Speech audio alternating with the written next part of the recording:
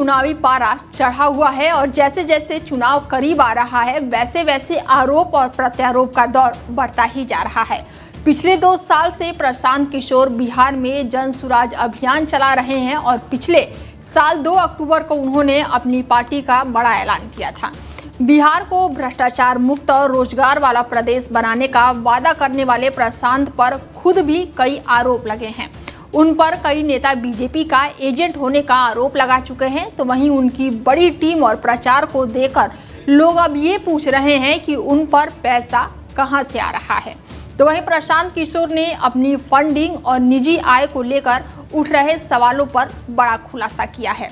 पटना में पत्रकारों को संबोधित करते हुए प्रशांत किशोर ने अपनी कमाई का चौंकाने वाला आंकड़ा सामने रखा है।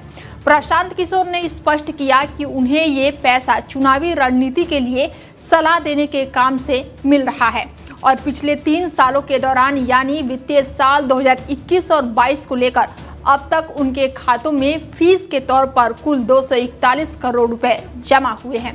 और इस दौरान प्रशांत किशोर ने क्या कुछ कहा है, चलिए पहले आपको वो सुनवाते हैं। और अब मैं आपसे सवाल पूछ रहा हूँ। अब आज जिस काम के लिए आप जुड़े हैं, पहला इल्जाम सीधा और सीधा वैभव विकास ट्रस्ट पर न्यास पर है। मुन्ना जी ने पेपर जारी किया है।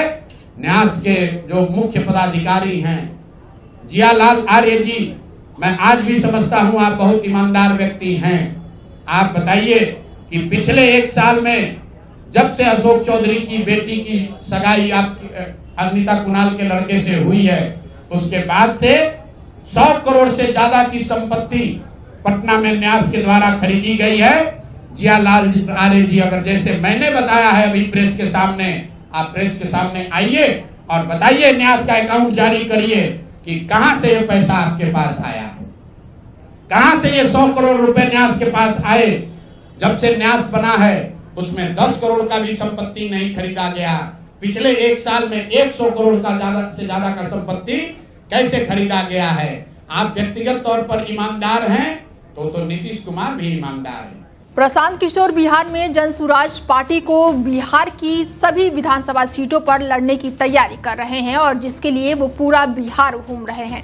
उनकी सभाओं में विपक्ष और सत्ता पक्ष दोनों पर ही हमला किया जाता है, तो वहीं विपक्ष का मानना है कि वो बीजेपी की बी टीम की तरह काम कर रहे हैं, जबकि उनका कहना है कि जन सुराज बिहार के लोगों को एक नया विकल्प दे रही है। फिलहाल अब देखना होगा कि इस पर विपक्ष और क्या क्या प्रशांत किशोर पर दावे करती है और आरोप लगाती है। फिलहाल अभी विपक्ष की तरफ से इस पर कोई भी पलटवार नहीं हुआ है। आने वाले समय में पता चलेगा कि आखिर किसकी पार्टी बिहार में राज करती है। आने वाले समय में ये अब खुलासा होगा।